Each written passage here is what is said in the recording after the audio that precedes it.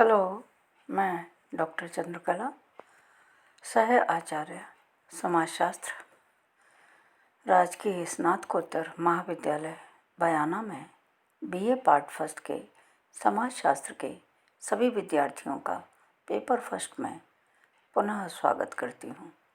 आज हम जिस टॉपिक को आपके साथ चर्चा करेंगे वह टॉपिक है हिंदू विवाह। बहुत ही कॉमन टॉपिक है, सब लोग इसको जानते हैं, है ना। लेकिन उसके बावजूद भी इसकी सही पोजीशन क्या है, सही अर्थ क्या है, इसको समझना बहुत ज़रूरी है। आज हम आपको हिंदू विवाह का अर्थ बताएंगे और हिंदू विवाह के प्रमुख प्रकारों पर प्रकाश डालेंगे। चलिए टॉपिक को शुरू करते हैं।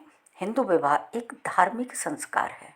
देखिए, ये बात सिर्फ हिंदू विवाह के लिए ही कही जाती है, बाकी सब सामाजिक समझौते हैं, लेकिन हिंदुओं में विवाह जो है धार्मिक संस्कार है।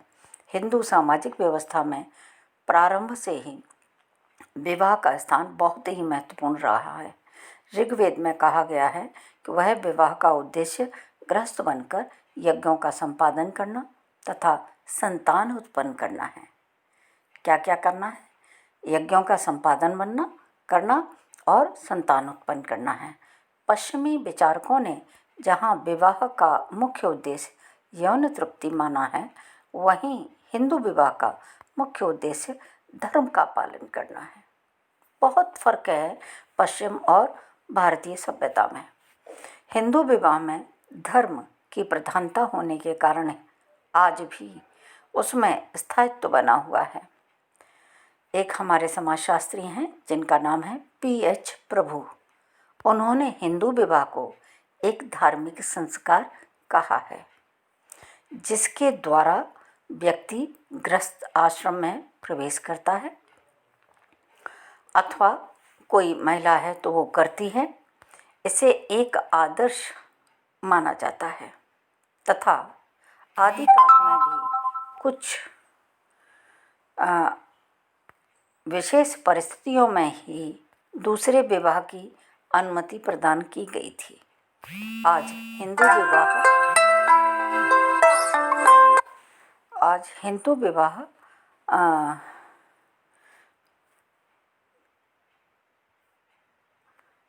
अधिनियम 1955 द्वारा एक विवाह को हिंदुओं में वैधानिक माना गया है। ठीक है, तो ये बात हुई हिंदू विवाह के अर्थ की। अब हम बात करते हैं हिंदू विवाह मतलब वैधानिक माना गया, एक विवाह को अनिवार्य बना दिया गया। हिंदू विवाह एक धार्मिक संस्कार है क्योंकि इसमें कन्यादान होता है, विवाह के समय पाणी ग्रहण होता है, अग्नि का प्रज्वलन होता है और वहाँ सप्तपदी होती है और सूर्य का अवलोकन होता है, चतुर्थी कर्म होता है इत्यादि। ये बहुत सारे कार्य हैं, हवन होता है, ये बहुत सारे कार्य हैं जो इसे धार्मिक संस्कार बनाते हैं। अब हम चलते हैं हिंदू विवाह के परंपरागत स्वरूप या प्रकारों पर प्रकाश डालते हैं।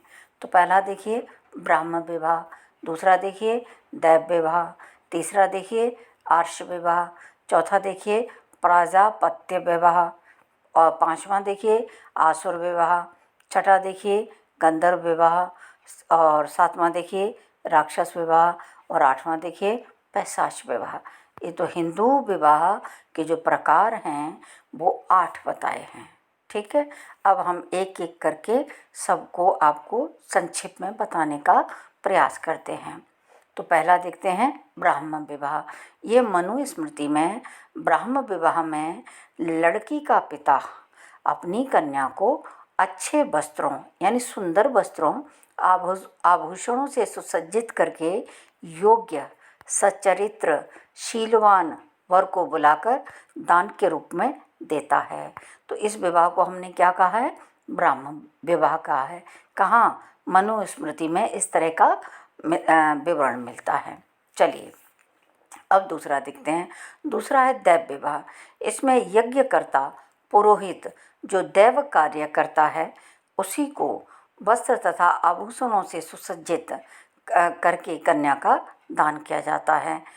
वैदिक काल में यज्ञ का बहुत अधिक महत्व था। इसी वजह से इस प्रकार के विवाहों को उस समय प्राथमिकता दी जाती थी। अब तीसरा देखते हैं, आर्ष विवाह। आर्ष का अर्थ होता है बैल। जब लड़का इच्छुक लड़की से विवाह करने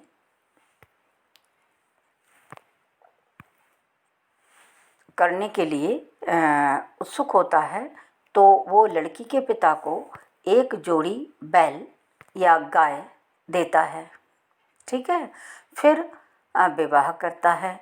तो इसी कारण आर्ष विवाह कहा जाता है।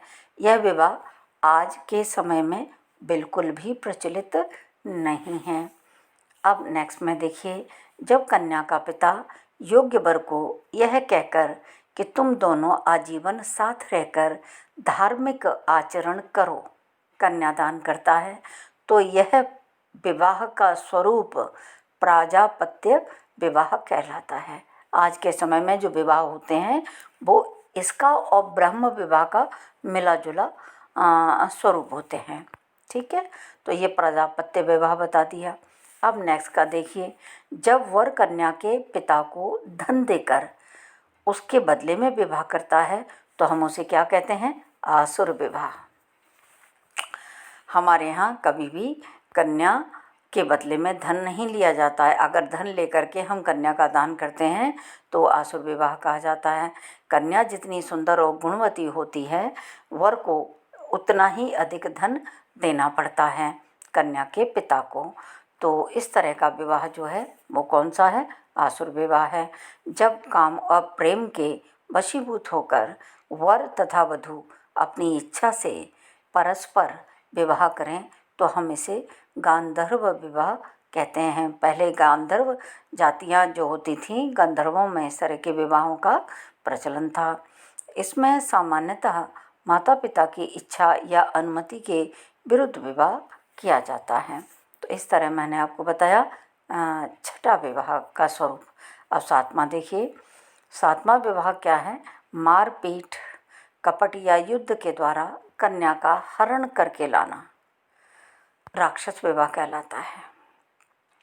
इसमें वर पक्ष के लोग रोती हुई कन्या को बलपूर्वक उठा कर ले जाते हैं, छीन कर ले जाते हैं और उससे विवाह कर लेते हैं। तो इस तरह के विवाह को क्या कहा है, राक्षस विवाह कहा है। ये निम्न कोटि का विवाह कहा जाता है।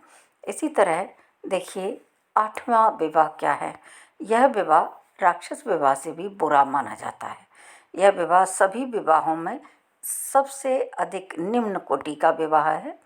जब कोई व्यक्ति सोती हुई कन्या, राह में जाती हुई कन्या या मद्यपान की हुई उन्मत्त लड़की से बलपूर्वक शारीरिक संबंध बनाता है और फिर उसे विवाह करता है, तो यह कौन सा विवाह है, पैशाच विवाह माना गया है। तो बच्चों, इस तरह मैंने आपको विवाह का अर्थ, विवाह के प्रकार पर पूर्णतः प्रकाश डालने का प्रयास किया है। फिर भी यदि आपकी कोई क्वेरी रह गई है तो आप मुझसे हमेशा की तरह, जैसे मैं आपको कहती हूँ कि आप मुझे मोबाइल पर कॉल करके अपनी समस्या का समाधान पूछ सकते हैं। आप मुझे व्हाट्सएप पर अपनी प्रॉब्लम शेयर कर सकते हैं।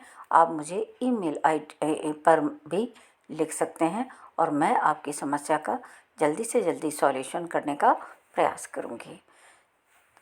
अब नेक्स्ट में कल हम एक नए टॉपिक के साथ आपसे डिस्कस करेंगे। तब तक धन्यवाद।